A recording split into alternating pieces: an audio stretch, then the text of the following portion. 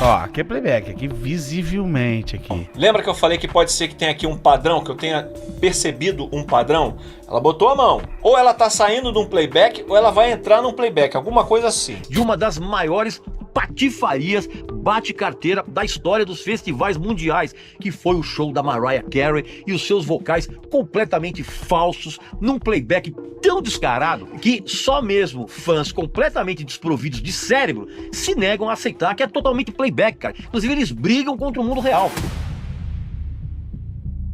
Recentemente, nós tivemos a segunda edição do Festival The Town, ou seja, a versão paulista do Rock in Rio, e assim como no Festival Carioca, se apresentaram bandas e artistas dos mais diversos estilos, incluindo obviamente gêneros musicais de maior apelo popular, como o trap e o pop. E dentro dessas atrações, o que chamou a atenção principalmente da crítica foi a grande quantidade de cantores usando bases pré-gravadas, ou seja, o famigerado playback. Sendo assim, provavelmente a mais criticada do festival, justamente por ser uma das atrações mais aclamadas pelo público que lá estava, foi a cantora Mariah Carey.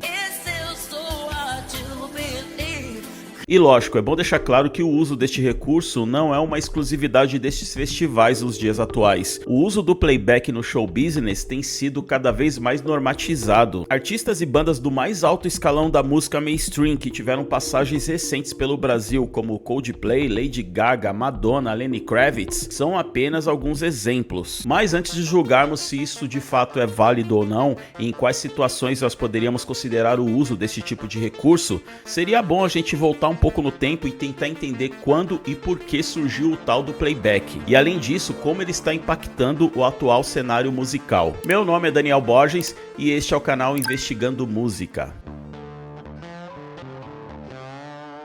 Nas décadas de 50 e 60, grandes veículos da mídia, principalmente a TV, começaram a promover apresentações de artistas que estavam bombando, como Elvis Presley, Beatles, entre outros. Porém, os recursos tecnológicos na época tornaram quase inviáveis que os músicos se apresentassem tocando ao vivo com uma boa mixagem, equalização dos instrumentos e vozes. Então, para facilitar toda essa logística e permitir com que os programas de TV levassem uma maior quantidade de cantores e bandas, eles viram que a melhor estratégia era que esses artistas tocassem e cantassem em cima de suas próprias gravações de estúdio, ou seja, nada mais nada menos que o playback, também chamado de backing track. E vamos ser razoáveis, né? Analisando toda essa complexidade técnica de botar uma banda para tocar numa transmissão ao vivo num programa de televisão, e que muitas vezes se tratava apenas de uma ou duas músicas como uma forma de promover o trabalho, até que o playback era um recurso que fazia sentido na época. Mas em meados dos anos 70 e 80, em que o uso de sintetizadores, beats eletrônicos e samplers começaram a ficar mais populares, principalmente na música pop, o playback passou a se tornar um recurso também nos shows ao vivo, já que muitas bandas e cantores necessitavam dessas bases pré-gravadas como uma forma de adicionar camadas, deixando assim a execução das músicas mais fiéis possíveis às gravações de estúdio. Estratégia que inclusive até hoje é muito usada por bandas de rock, chamada Virtual Studio, conhecido também como VS. O Rush inclusive utilizou bastante nos anos 80 e 90, já que o Geddy Lee, que era o vocalista e o baixista da banda, também era o tecladista.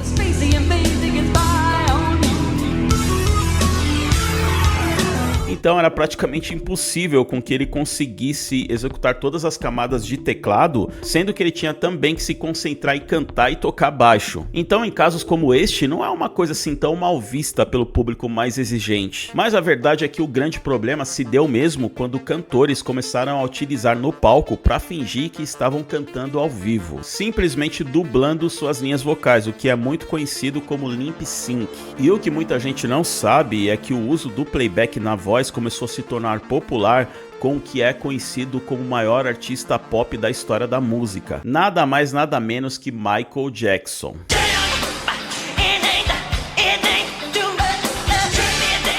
Sim, o rei do pop usou e abusou do playback a partir dos anos 80. Michael Jackson ensinou todo mundo direitinho a usar E o pessoal da gringa usa muito mais. Bruno Mars vem aqui, usou a rodo e vocês não se queixaram. E eu que ficava me perguntando, nossa, como ele conseguia cantar e dançar daquele jeito? Que inocente que eu era, né? Mas antes que você saia difamando aí o legado do cantor, primeiro, saiba que ele não usava o show inteiro. Ele usava em algumas partes como recurso técnico para que ele conseguisse cantar e ao mesmo tempo dançar aquelas coreografias de extrema complexidade. Até por uma questão fisiológica, já que os músculos do abdômen eram bastante ativados tanto em alguns movimentos de suas danças, como no ato de cantar devido ao uso do diafragma. E assim, outros cantores e cantoras com o passar dos anos foram incorporando esse tipo de recurso em seus shows, principalmente com esse pop com uma estética mais visual em que a dança faz parte do espetáculo. Artistas como Beyoncé, Jennifer Lopez, Christina Aguilera, Justin Timberlake, as boy bands como New Kids on the Block, NSYNC, Backstreet Boys, que inclusive também tocou no The Tal fazendo playback, enfim, uma infinidade de artistas, alguns que utilizavam o playback apenas como recurso técnico, outros por falta de vergonha na cara mesmo porque não queriam ou não conseguiam cantar ao vivo. E é aí que entra o cerne da questão. No final dos anos 80, um duo chamado Milli Vanilli foi uma das grandes sensações da música pop. Os caras venderam milhões, emplacaram em várias paradas de sucesso no mundo e chegaram até a ganhar um Grammy por melhor artista revelação. And the best new artist is Milli Vanilli. Mas veja só, eles tiveram que devolver este Grammy após serem desmascarados em um show em que o playback deles deu problema, fazendo com que o refrão da música Girl We Know It's True entrasse em loop.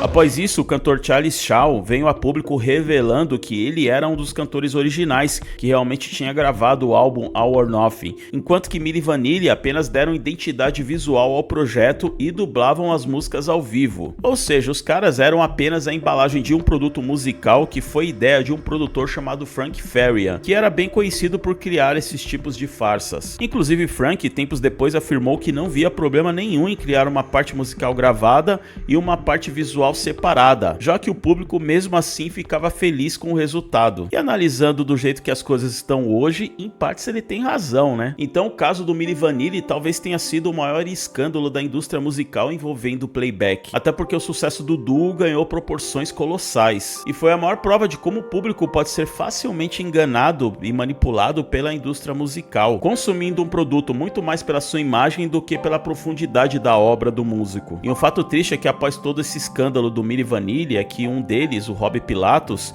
acabou se afundando de vez nas drogas e morreu de overdose.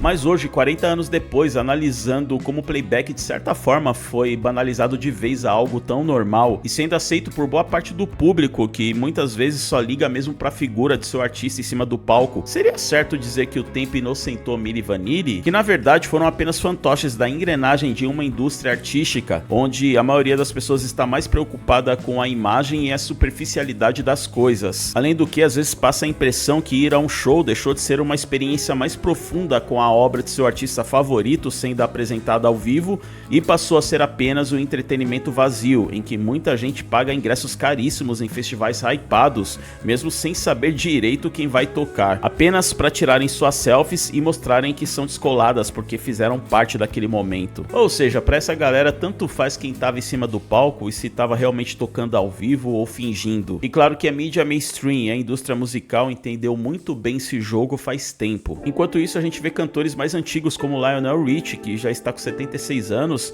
e levou o show inteiro no The Tal apenas no gogó, sem o uso de playback, no máximo com auxílio de alguns back vocals da banda.